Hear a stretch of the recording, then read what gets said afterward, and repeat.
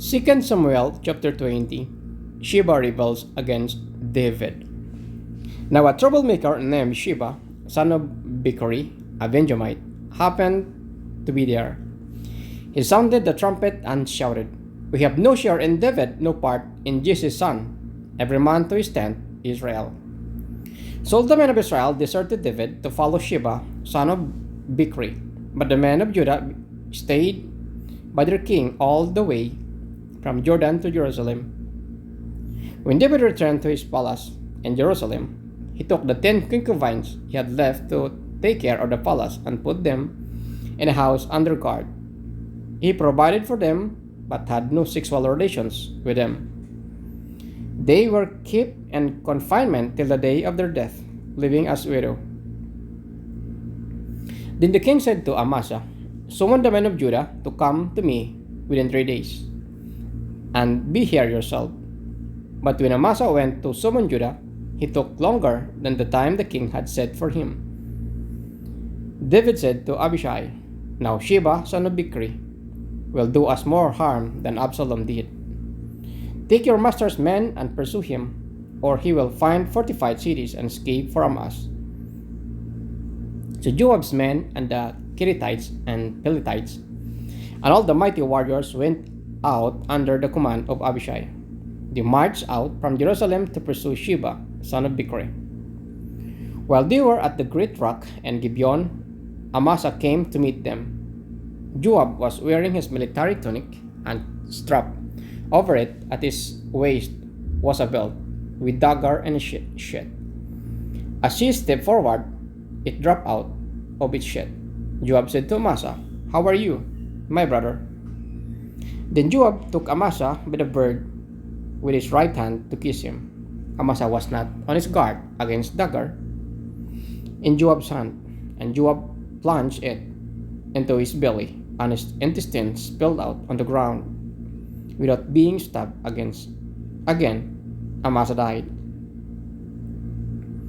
Then Joab and his brother Abishai pursued Sheba, son of Bichri. One of Joab's men stood beside Amasa and said, "Whoever favors Joab and whoever is for David, let him follow Joab." Amasa lay wallowing in his blood in the middle of the road, and the man saw that all troops came to a halt there. When he realized that everyone who came up to Amasa stopped, he dragged him from the road into the field and threw a garment over him. After Amasa had been removed from the road, everyone went on with Joab to pursue Sheba, son of Bichri. Sheba passed through all the tribes of Israel to Abel Beth Maacah and through the entire region of Bichrites, who gathered together and followed him. All the troops with Joab came and besieged Sheba and Abel Beth Maacah. They built a siege ramp up to the city, and it stood against the outer fortifications. While they were battering the wall to bring it down, a wise woman called from the city, "Listen, tell Joab to come here so I can speak to him." He went toward her and she asked, "Are you Joab?" "I am," he answered.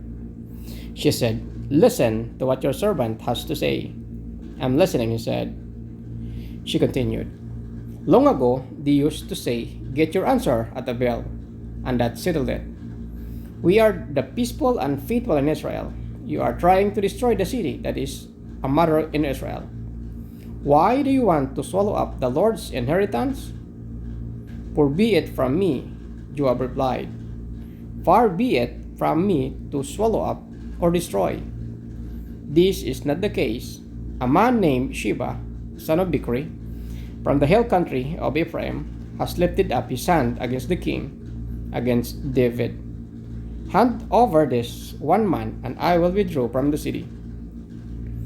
The woman said to Joab, "His head will be thrown to you from the wall." Then the woman went to all the people with her wise advice, and they cut off the head of Sheba, son of Bichri, and threw it to Joab. So he sounded the trumpet, and his men dispersed from the city. It's returning to his home, and Joab went back to the king in Jerusalem. David's officials. Joab was over Israel's entire army. Benaiah, son of Jehoiada, was over the Kerethites and Pelethites. Adoniram was in the charge of forced labor. Jehoshaphat, son of Ahilud, was recorder.